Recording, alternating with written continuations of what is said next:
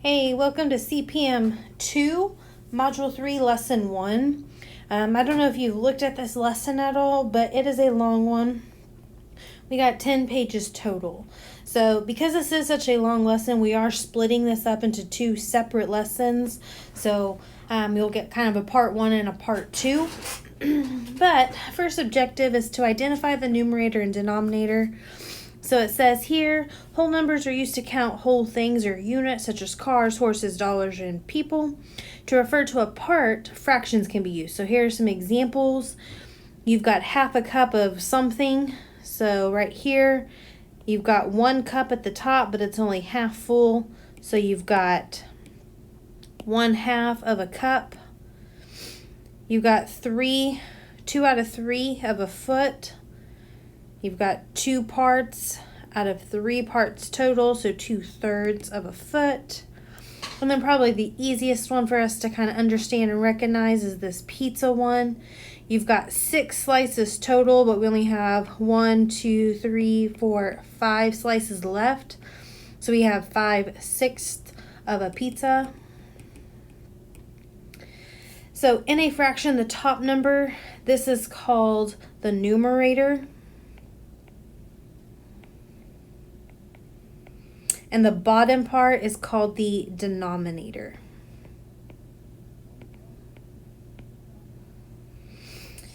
And it says the bar between the two numbers is called your fraction bar.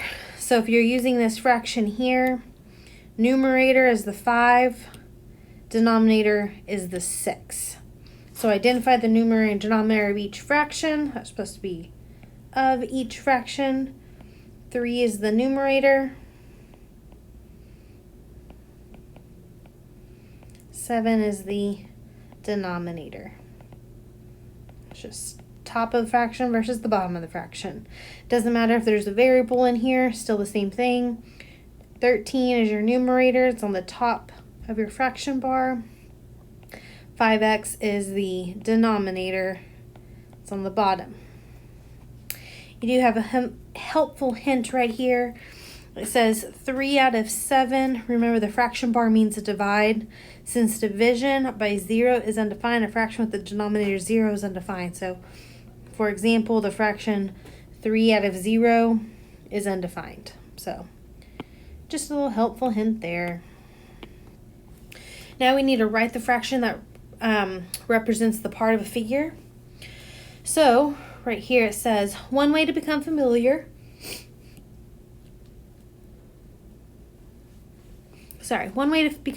with the concept of fractions is to visualize a fraction with shaded figures.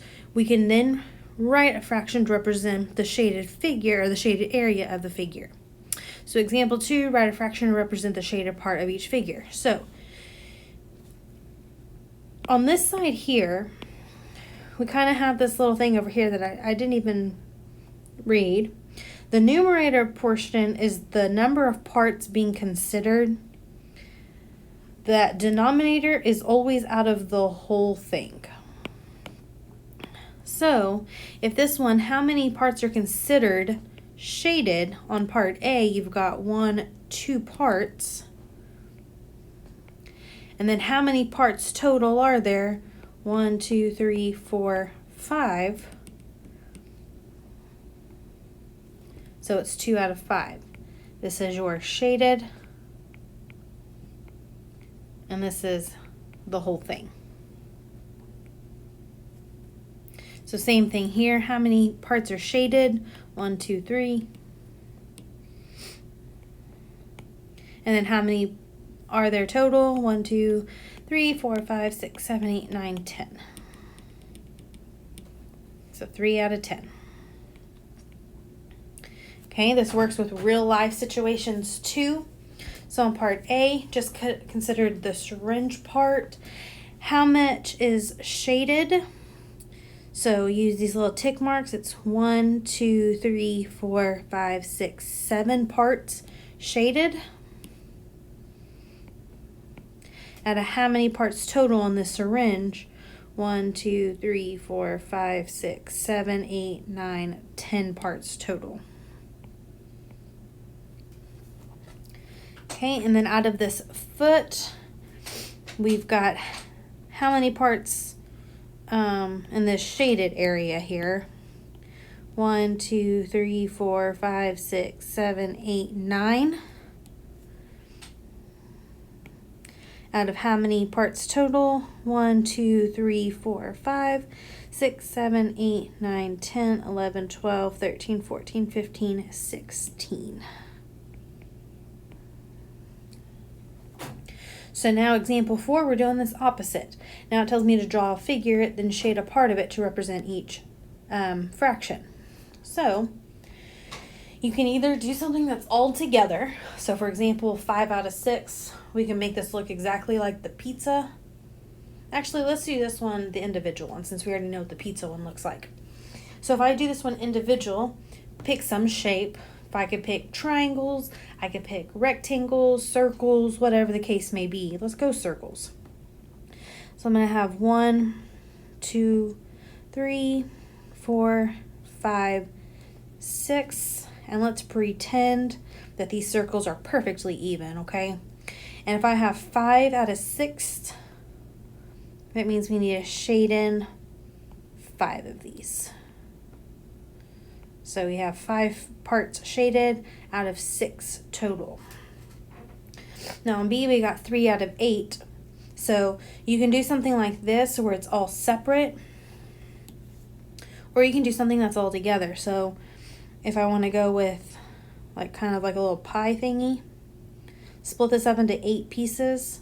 So that's 2, 4, 6, 8. And again, pretend like those are all perfectly even. Okay, this only really works if these are 8 perfect little slices. But I need to shade 3 of them. So I'll shade 1, 2, and you could do like this one right here and do all 3 of them together, or you could even do one over here. It doesn't really matter. But you've got 3 parts shaded.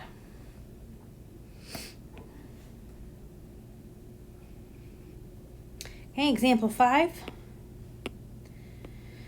says writing fractions from real life data. A says of 8 planets in our solar system, Pluto is now a dwarf planet. 3 are closer to the sun than Mars. What fraction of the planets are close, that should be closer, to the sun than Mars? So, how many are closer? 3 are closer. And how many planets do we have total now? Now we have 8. Sorry about your Pluto. So 5 out of 8. On B, of 8 planets in our solar system, 5 are further from the sun than Earth is. What fraction of the planets are further from the sun than Earth is? 5 are further, so 5 goes on top. And again, we have 8 planets, so 5 out of 8.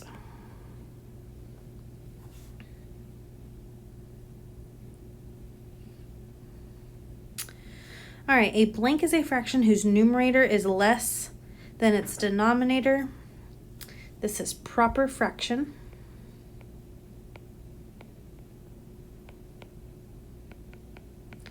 A proper fraction is a fraction whose numerator is less than its denominator. So like this one here, 2 is less than 3.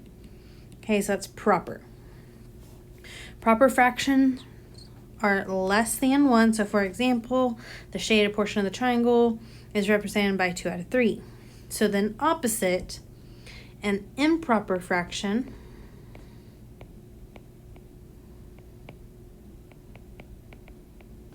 is a fraction whose numerator is greater than or equal to its denominator. Improper fractions are greater than or equal to 1. The shaded part of the circle of the group of circles below is 9 out of 4. The shaded part of the rectangle is 6 out of 6. Recall that 6 out of 6 simplifies to 1, and notice the entire rectangle, one whole figure, is shaded below. So this is considered an improper fraction. because the top is bigger than the bottom. Okay, so proper is whenever you kind of think of this as like a sturdy base because that base is bigger. This is improper. That's not a very sturdy base with 4 being on the bottom and 9 being on top. So a lot of times we don't like these improper fractions, and so we will change them into something called a mixed number. A mixed number contains a whole number and a fraction. Mixed numbers are greater than 1. Above, we wrote the shaded part of the group of circles below as the improper fraction 9 out of 4, or 9 over 4. Now let's write the shaded part as a mixed number. The shaded part of the group of circles, the shaded part of the group of circles area is 2 1/4. Read this as 2 1/4. So when we wrote it this way here, it's still the same thing as we did before.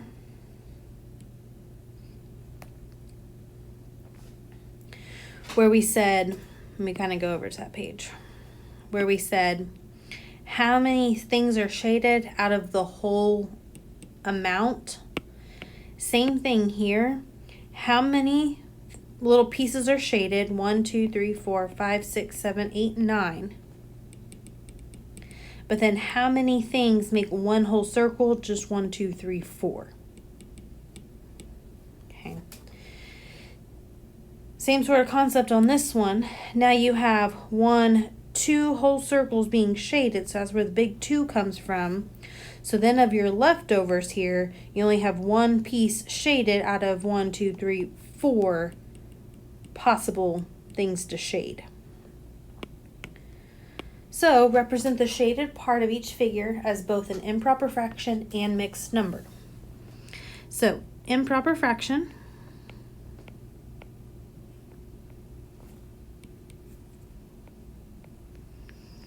okay, we need the shaded over the whole amount. So how many pieces are shaded? 1, 2, 3, 4. But how many just make one whole object? 3.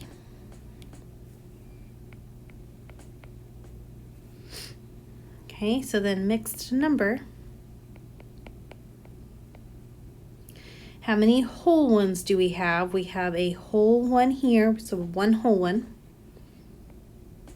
So then out of this one that's not whole, use this same thing here. How many parts are shaded? Only this one. How many make a whole? 1, 2, 3. So improper fraction, mixed number. These are equivalent. Just wrote in different forms, and we're going to learn here in a little bit how to go in between both of these. We're going to go from improper to whole and then whole to improper. Okay, on B, same thing. Okay, we need the shaded over the whole. So how many parts are shaded? 1, 2, 3, 4, 5, 6, 7, 8, 10, 11.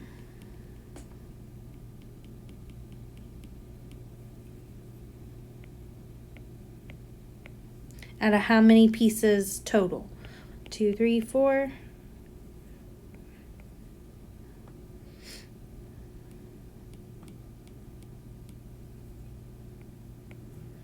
Okay, it's how many make up just one of these whole ones for this bottom one here.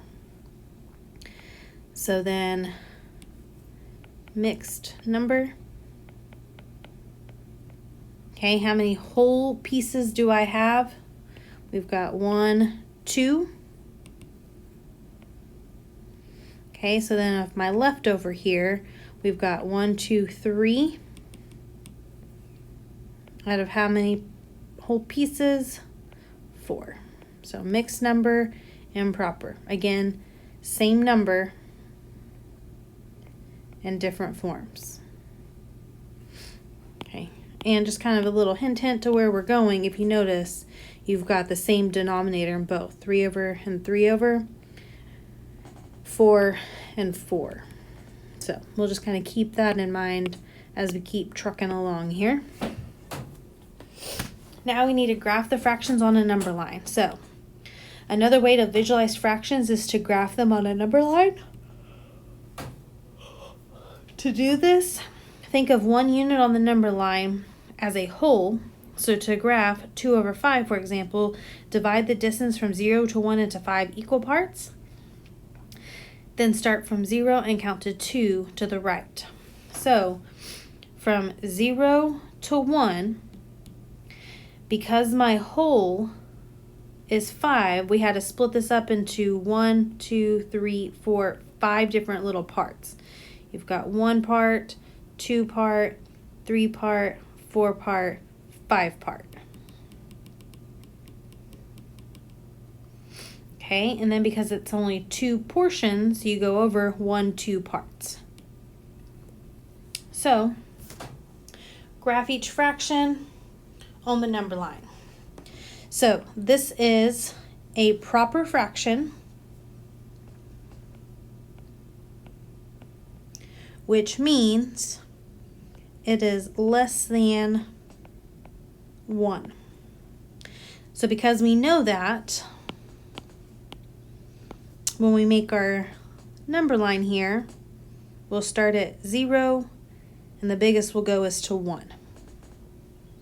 So then split it up to this many parts that you have at the bottom. So that's splitting it up into 2 pieces, 3 pieces, 4 pieces. So you've got 1, 2, 3, 4 different pieces here. And because my number here is 3, from 0, I need to go over 1, 2, 3 of those pieces. So my 1/3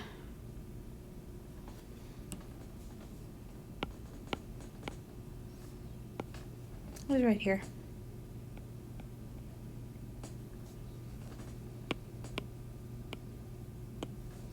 Okay, let's try again. You got 3 over 6.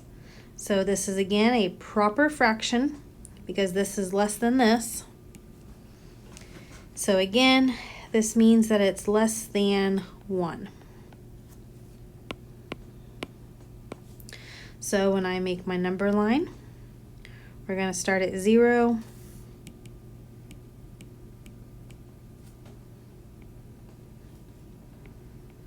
And we're not going to go any further than 1. This bottom portion tells me how many things to cut this up into. So that's 2, 3, 4, 5, and then 6. So you've got 1, 2, 3, 4, 5, 6 different portions. And because this is 3, that means from 0, we're going over 1, 2, 3.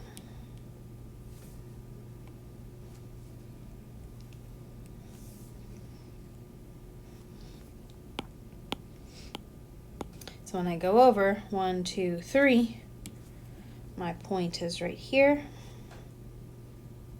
And this is 3 over 6.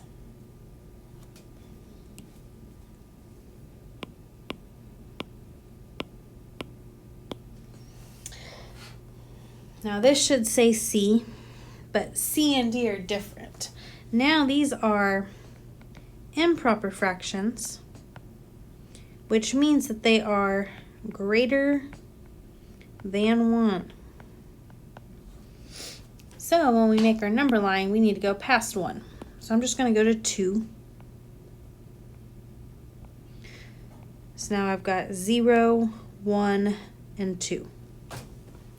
All right, this bottom number still tells me how many to cut this one into and this one into. So I need to cut both of these into 6 pieces. So we've got 2 pieces, 3 pieces, 4, 5, and 6. 2 pieces, 3 pieces, 4 pieces, 5, and 6.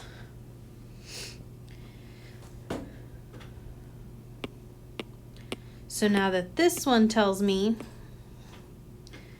to go 7 pieces, I'm going to start from 0 and count over 7. So 1, 2, 3, 4, 5, 6, 7.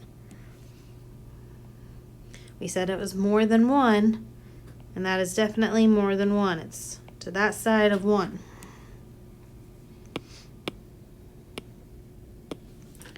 And try the same thing on D. This is improper. Why is it improper?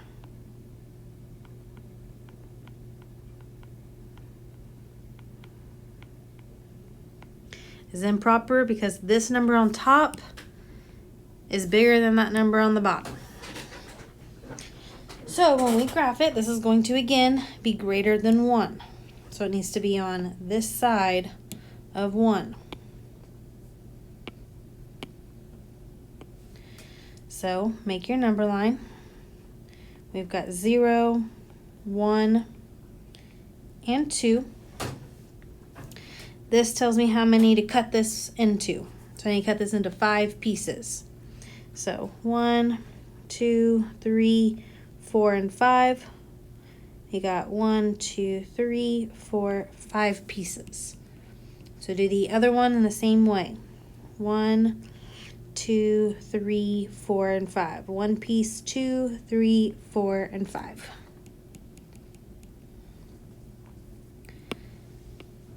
So now that we've used this bottom number to cut this in the right amount, now go over 9 spots. So from 0, we're going to go over 1, 2, 3, 4, 5, 6, 7, 8, 9.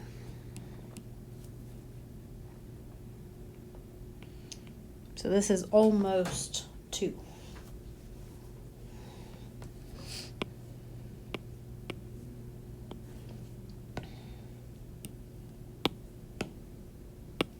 All right, page 5. This one should be a pretty easy page. We need to remember that the fraction bar indicates division. Super important.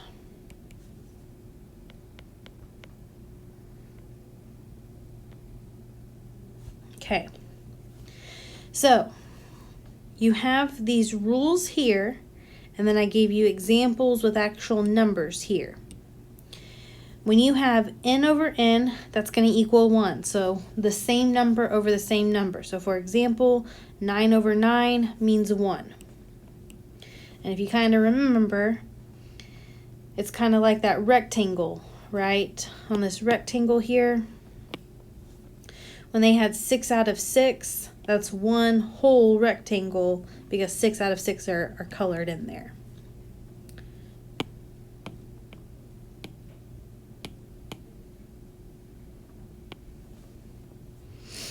Okay, if you have a number divided by 1,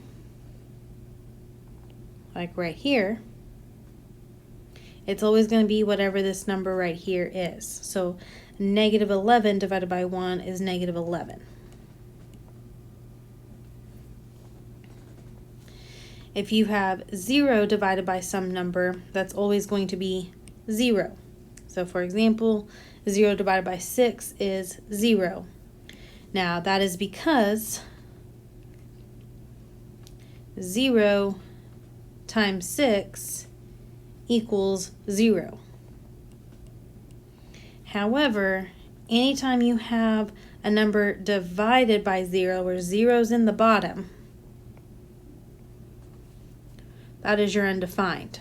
It says because there is no number that when you multiply gives, because there is no number that when multiplied by 0 gives you 6. Okay, so this should go pretty quickly. It's either 1, the number, 0, or undefined. Those are the only answers we got here. So 5 divided by 5 is 1. That's this rule right here.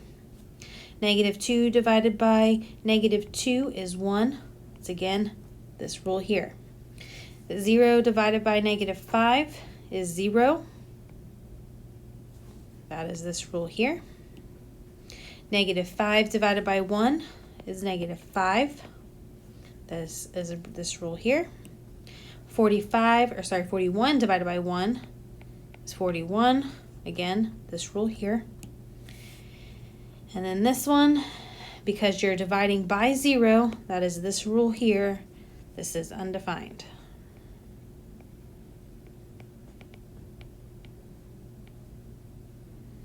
Okay, it is super important that you know the difference between these two here.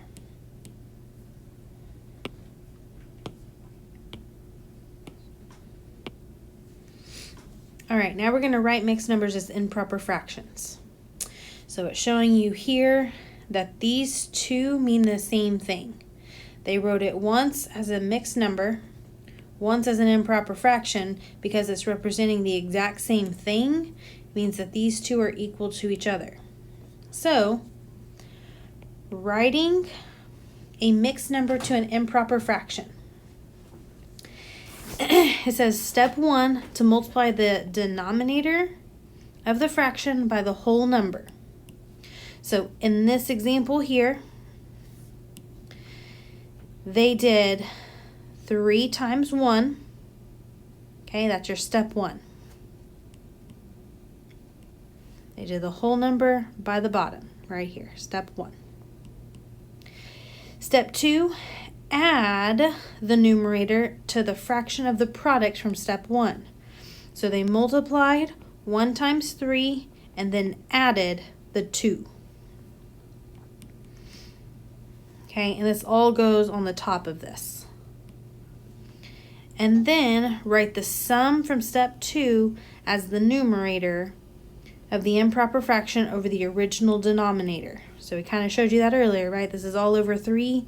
That 3 just carries along. It does not change. So on number 4, you are multiplying step 1, the whole number by the denominator.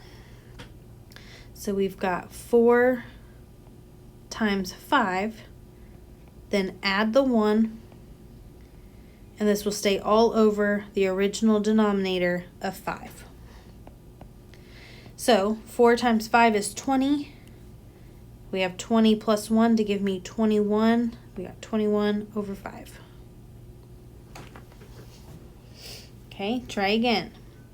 On B, multiply the whole number by the denominator. So we get 1 times 11. Add the numerator, so plus 8. And this is going to stay all over the original denominator of 11. So 1 times 11 is 11. 11 plus 8 is 19. So we get 19 over 11. Okay, let's keep trying. Multiply the whole number by the denominator. So we've got 5 times 7. Add the numerator. So plus 2 is going to be all over the original of 7. So 5 times 2 is 35. 35 plus 2 is 37. Keep the denominator.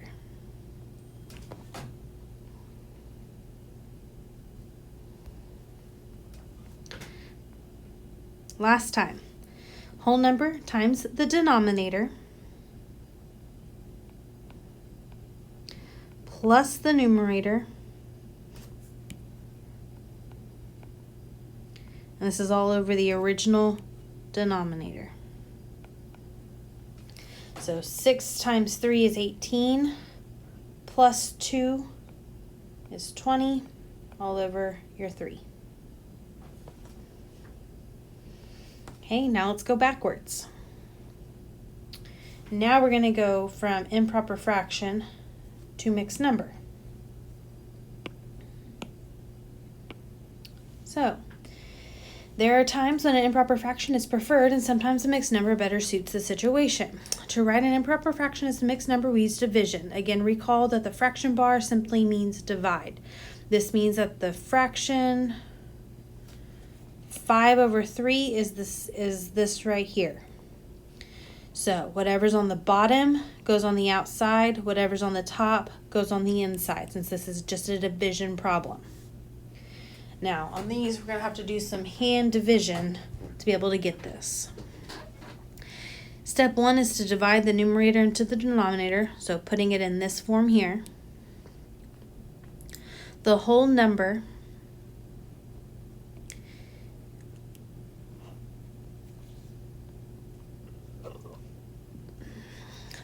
part of the mixed number is the quotient. Okay, right here.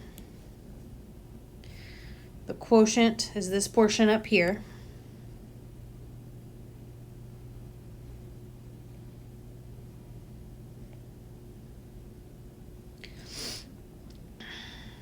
The fraction part of the mixed number is the remainder over the original denominator. So my remainder here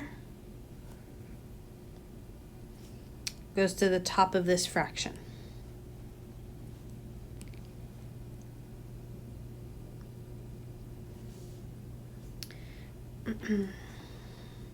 Okay.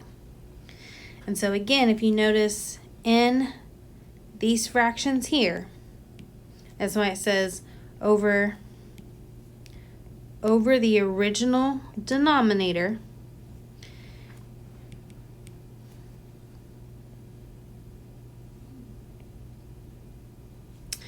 It's over 3 and it stays over 3. So what we need to find is this whole number and this mixed number here. Okay, and it shows you that the remainder right here is where that top portion of that fraction goes.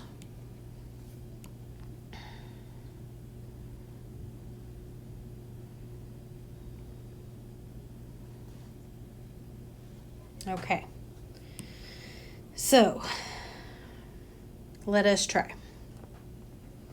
So 9 over 4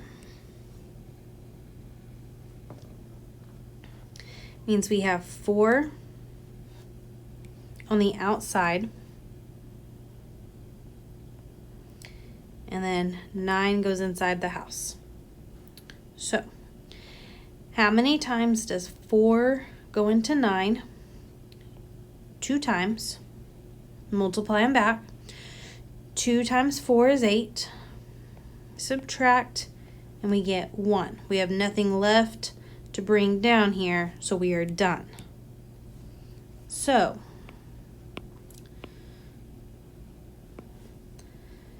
whatever number is on top, this is your whole number. Whatever your remainder is the top portion of your fraction. And then whatever the original denominator is your denominator here. So my answer is 2 1/4.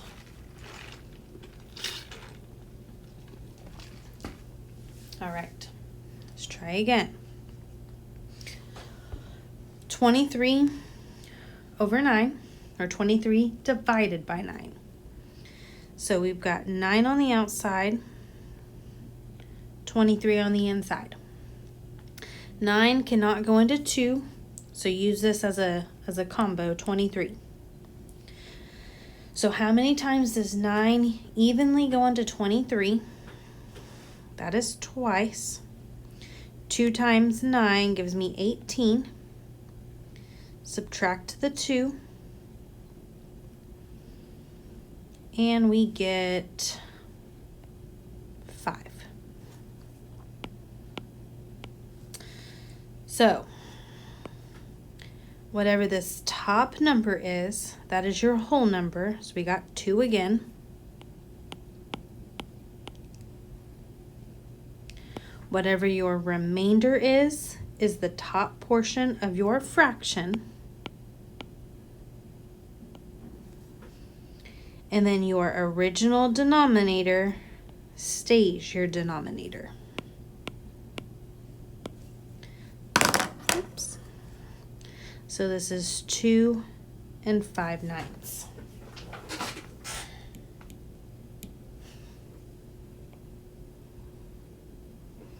Okay, we got 2 more tries to get this down. So 51 divided by 7. So we've got 7 on the outside, 51 inside.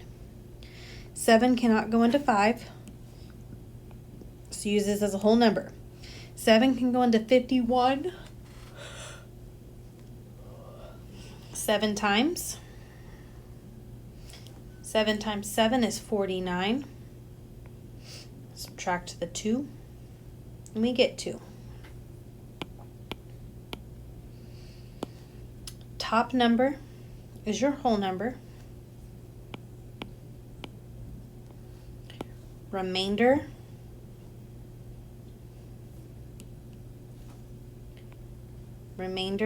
is the top portion of your fraction.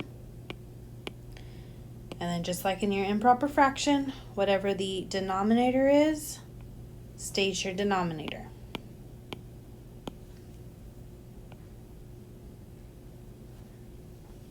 Okay, and then last example.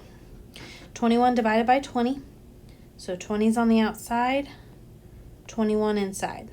20 definitely doesn't go into 2, but 20 can go into 21 one whole time. Multiply them back.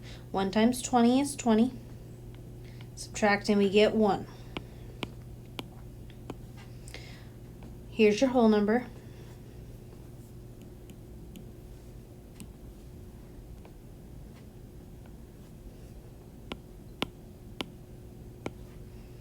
Here's the top portion of your fraction. And then your denominator stays.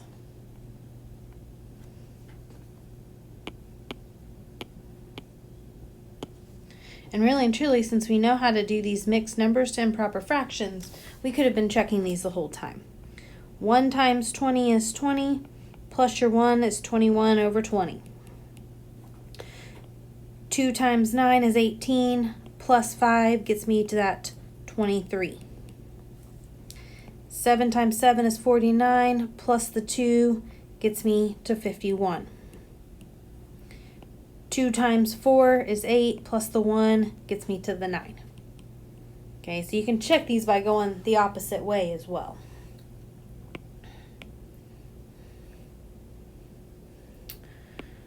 All right.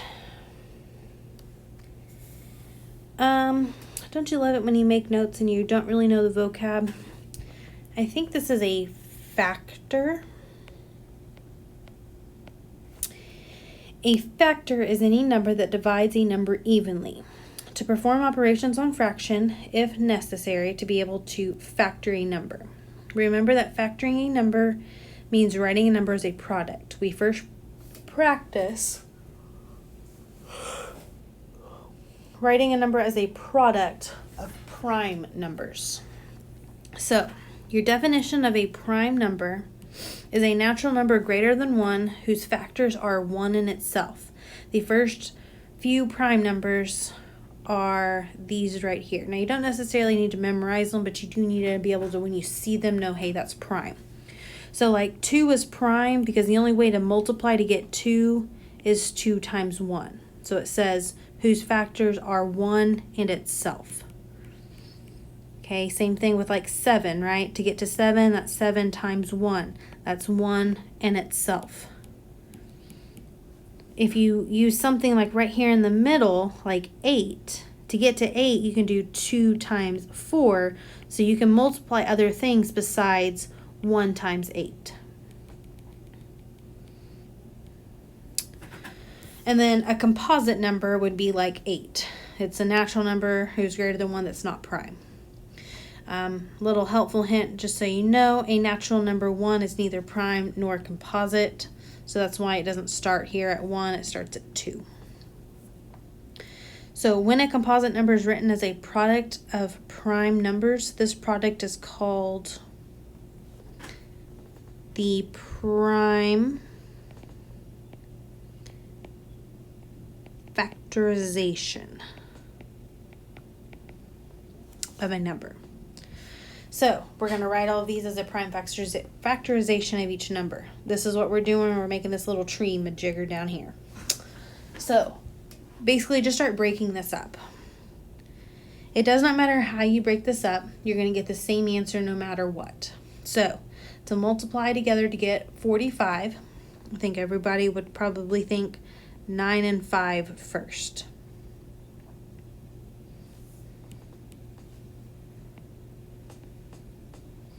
So, break it down until it becomes prime. Is 9 prime? No, it is not. You can break down 9 even further to 3 and 3. Now is 3 prime? Yeah, 3 is prime, it's right here. The only thing you can do is multiply 3 times 1. So we've got 3 and 3 is some prime numbers, so I'm not looking at this 9 anymore because that 9's been broken down. What about this 5? Can I break down this 5 anymore? No, it's prime too. So this is my prime number. So when I write this as a prime factorization, you can either do it with exponents or just multiply them all out. So you can either do 3 times 3 times 5.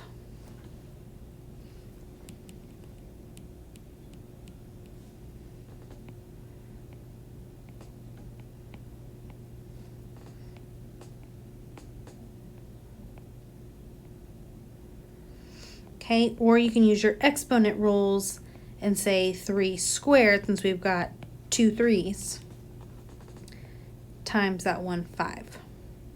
In my math lab, will take either of those. Like I said though, 45, that's not the only way to break it down. So you don't need to write this, but I'm just going to kind of show you over here. If I break down 45 to 3 and 15, right? 3 is a prime number, but I can break down 15. 15 is 3 and 5. 3 is prime, 5 is prime. So you still get 3 times 3 times 5, even though I broke this down from the very beginning in a different way. You're going to get the same answer no matter what. Okay, so don't stress out about how to break it down, just do it.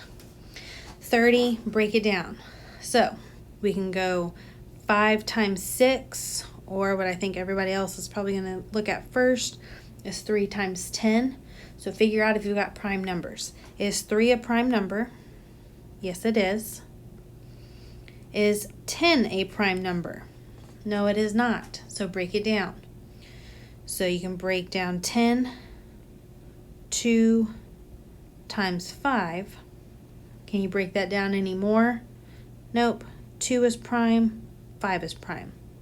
So this one's got no exponent since you don't have a multiple of anything. So this one is just 2 times 3 times 5. Which, by the way, if you multiply that back, right? 2 times 3 is 6 times 5 gets me back to that 30.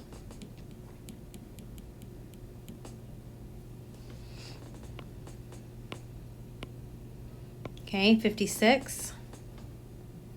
56 is 7 times 8.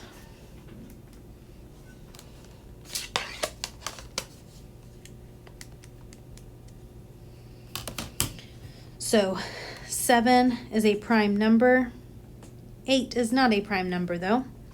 You can break this down to 2 and 4. So 2 is prime, but man, 4 isn't. So we got to break it down again.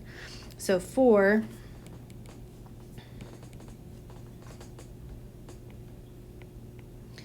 is 2 times 2. Now those are prime. And I didn't really talk about this on that last one, but make sure when you guys are breaking this down, you're breaking down 8, so you're not looking at 8 anymore. You broke down 4 to 2 and 2. We're not looking at 4 anymore. So same thing with this 10. When I broke it down to 2 and 5, I'm not paying attention to that 10 anymore. Okay, so sorry about that. I didn't really explain that on that last one. So then here, we can either do 2 times 2 times 2 times 7. Okay, that's a perfectly fabulous answer. But to shorthand this 2 times 2 times 2, we can write this as 2 cubed times 7. Okay, and then lastly on 80. So 80, you got a lot of different options. You can do 2 and 40. You can do 5 and 18.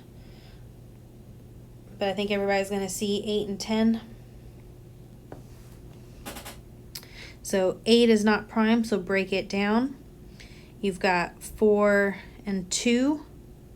4 is not prime, so break it down to 2 and 2. So that's a prime number, that's a prime number, so we're not looking at 4, we're not looking at 8, and this 2 is also prime. Is 10 a prime number? No, so break it down. You've got 2 and 5, so I don't need to worry about this 10 anymore. 2 is prime, 5 is prime. So you can either do 2 times 2 times 2 times 2 times 5, but 2 times 2 times 2, I think times another 2, I don't think I said enough, is 2 to the 4th times that 1 5. Okay, and this kind of just said what we already talked about with this 45. It makes no difference which factors you start with. The prime factorization of a number will be the same. So notice we started with 8 and 10. They started with 20 and 4, but they still got 1, 2, 3, 4 2s, and then that 1 5 right there. So again, it doesn't matter how you break it down, just do it. All right, and so to kind of help you with that last page, here's some divisibility tests, and so here's some hints and stuff, but you can read this on your own time. That's just kind of there to help you. I'm going to move over here to this objective here. Fractions that represent the same portion of a whole or the same point of a number line is called simplified fractions, I think.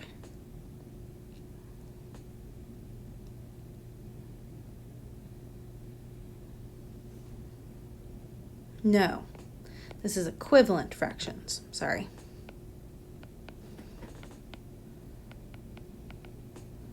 Equivalent fractions. Okay, they represent the same portion or the same spot on the number line. So it's showing you with 1/3 and 2/6 of how this represents the same thing on the number line. I think it's a little bit easier to represent like the same portion of a whole. So when you have 1/3, that means you have one portion shaded out of 1, 2, 3 different pieces.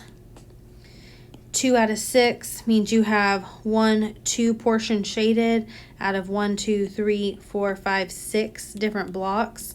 And so if you notice, it's got the same, like overall, it's got the same little thing right here shaded. So these two are equivalent to each other. So out of this whole lesson, this is probably the most important portion of this lesson, because you're not only going to be doing it for the rest of this module, you're going to be doing it for like the rest of any sort of math class. So it says right here, there are many equivalent forms of a fraction. A special equivalent form of a fraction is called simplest form.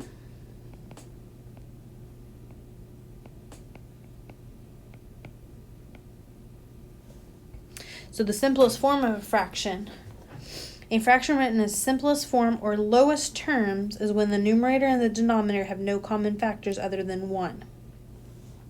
So, for example, the fraction 2/3 is in simplest form because 2 and 3 have no common factors other than 1. However, the fraction 4 out of 6 is not in simplest form because both 4 and 6 have a factor of 2. So you want to ask yourself, can I divide something into both the numerator and the denominator? If you can't, then the answer is it's simplified. But if you look and you say, oh, I can divide those both by 2, or I can divide them both by something, then that's not in simplest form. Okay, so last page, let's write each fraction in simplest form. So look at the top and look at the bottom and figure out what can you divide into both of them. Now, it's going to be easiest if you can find the biggest number to divide in both. And so I'll show you how on one of these. But if you can't see the biggest thing, just figure out something you can divide. And you can do this into multiple steps. So, for example, 12 and 20, you can divide these both by 4. This is going to be the one step way. So we're going to take the top and divide by 4 and take the bottom and also divide by 4. So 12 divided by 4 is 3. 20 divided by 4 is 5. So look at it again. Can you divide anything into 3 and into 5? Well, those are both prime numbers. So the answer there is no. Now, let's say you don't see from the beginning that you can divide them both by 4 and you only see a 2. It still works out. If I have 12 over 20, and I say I can divide these both by 2, 12 divided by 2 is 6. 20 divided by 2 is 10. So then look again. Can you divide anything into 6 and into 10? Yes, we can divide another 2. So divide by 2, divide by 2. So 6 divided by 2 is 3. 10 divided by 2 is 5. So it doesn't matter if you do it all together in one step or if you need to do it in multiple steps, as long as you keep going until you can't simplify anymore. Okay, so I'm going to do some of them one step. Well, let's do this one 2 step and then we'll do the rest of them in 1 step. So when you look at 45 and 30, the biggest number is actually 15, but I don't think a lot of us are going to see that, but we are going to see that you have a 5 and a 0 on the ends. So that means I can divide them both by 5. So I'm going to divide the top by 5 and the bottom by 5. So 45 divided by 5 is 9. And 30 divided by 5 is 6. So now look at the top and the bottom. Can you divide something into 9 and into 6? Yes, you can. Let me kind of scrunch this together a little bit. So take it another step. We can divide these both by 3. So 9 divided by 3 is 3. 6 divided by 3 is 2. Can we divide anything into 3 and into 2? Well, those are both prime numbers, so no, we cannot. If you have at least one prime number, then you're done. Okay, but like I said, you could have done this all in one step and divided it all by 15. 45 divided by 15 is 3. 30 divided by 15 is 2. Now, on this one, on C, we got 10 and 27. Is there anything we can divide? Well, I told you on this one, if you get prime numbers, you're done. These are not prime numbers, right? You can get 10 by 2 and 5. You get 27 by 3 and 9. These don't have common multiples, so even though they're not prime numbers, this is as simple as this one gets. And you'll come across that sometimes. So not everything is reducible. On D, you got negative 5 over 15. So what can you divide into both? That is a 5.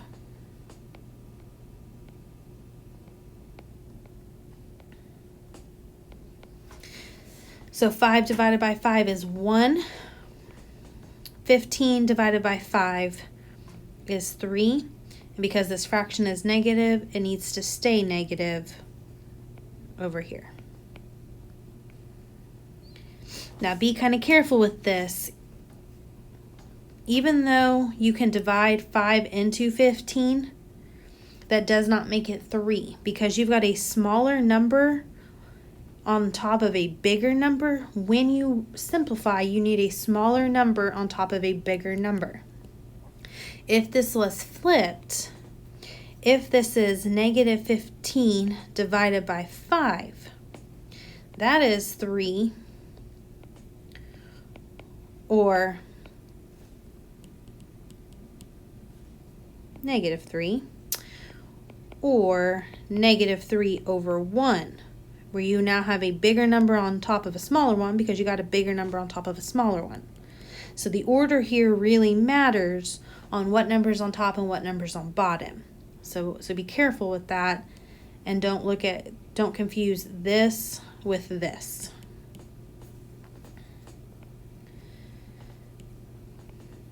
Okay, on E, let me go to a different color because this one's going to get a little messy on us. Okay, on E, first look at your numbers. What can you divide into 21 and into 14? That is going to be 7. So I'm going to divide the top by 7, divide the bottom by 7. So 21 divided by 7 is 3. 14 divided by 7 is 2. So now if I've got A cubed, that means we have A times A times A. A squared means I got 2 of them, so A times A. So when we go to cancel these out, you've got an A on top and an A on bottom. Those two cancel. You've got an A on top and an A on bottom. Those cancel. But because you have no A down here, you can't cancel out that third one. There's not another A there to cancel. So here, your final answer is your fraction.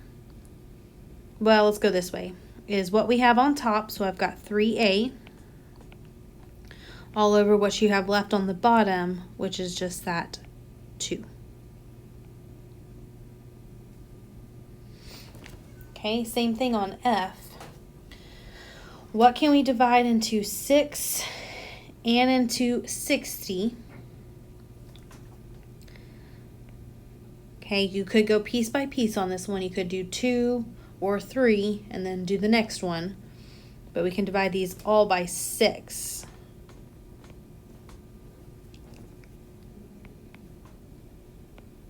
So 6 divided by 6 is 1.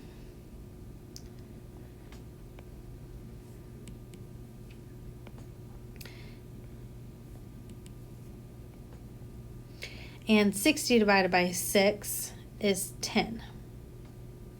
So then we have an A squared, which means 2 A's.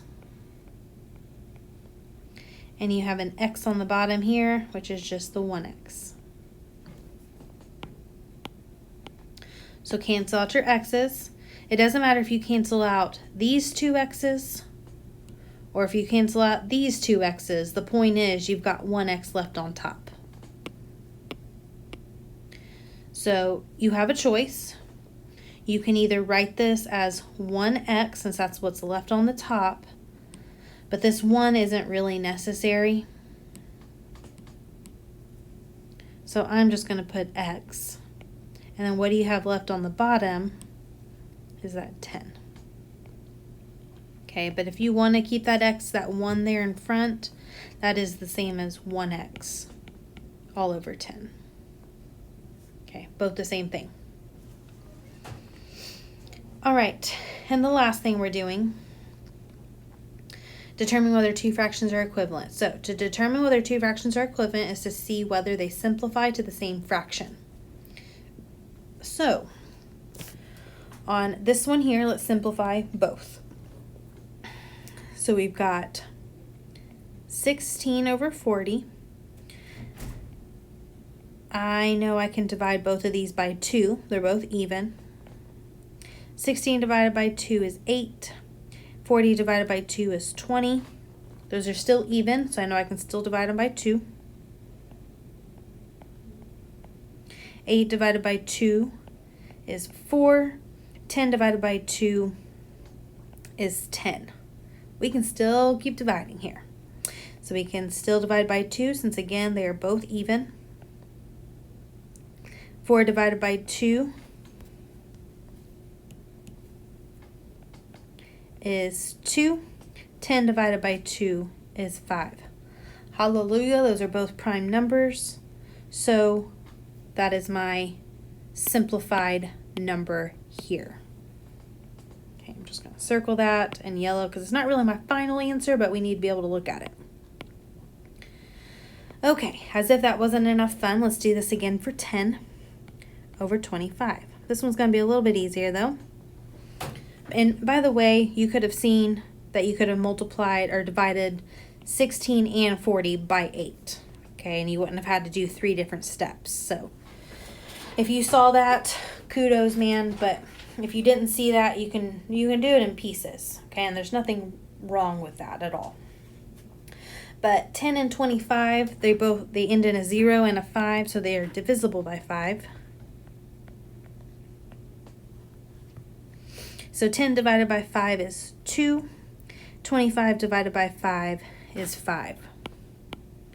So, because these simplified to the same number,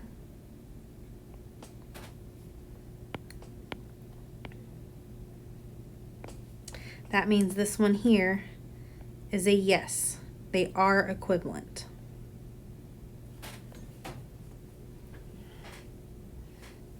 Okay, so that's one way to do this.